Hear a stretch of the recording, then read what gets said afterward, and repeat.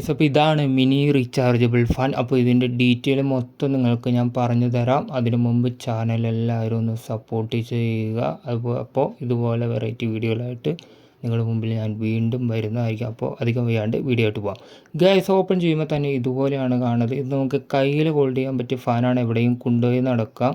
അതുപോലെ കറണ്ടൊക്കെ പോകുന്ന സമയത്ത് ഈ ഫാൻ നമുക്ക് യൂസ് ചെയ്യാം. അത്യാവശ്യം കാറ്റൊക്കെ കിട്ടുന്നതാണ്. അതുപോലെ ചാർജിങ് കേസ് വരുന്നുണ്ട്. ചാർജ് കുത്താൻ പറ്റിയ സംവിധാനമുണ്ട്. അപ്പോൾ ഇതിനാണ് അതിൻ്റെ സ്റ്റാൻഡ് വന്നത്. ചെറിയ സ്റ്റാൻഡാണ്. ഇതിൽ കുത്തി നിർത്താനുള്ള സംവിധാനമുണ്ട്.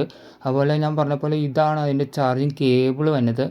ചെറുതാണ് കേബിൾ, പക്ഷെ നമുക്ക് ഈസി ആയിട്ട് ചാർജ് ചെയ്യാമെന്നുള്ളൂ. അപ്പോൾ സ്റ്റാൻഡിൽ ഞാൻ കുത്തി നിർത്തിയിട്ട് നിങ്ങൾക്ക് കാണിച്ചു തരട്ടത്.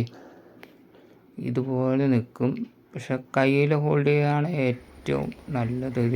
ഇതാണ് അതിൻ്റെ 3 ടൈപ്സാണ് വരുന്നത്. നമുക്ക് സൗണ്ട് കേൾക്കാൻ പറ്റും.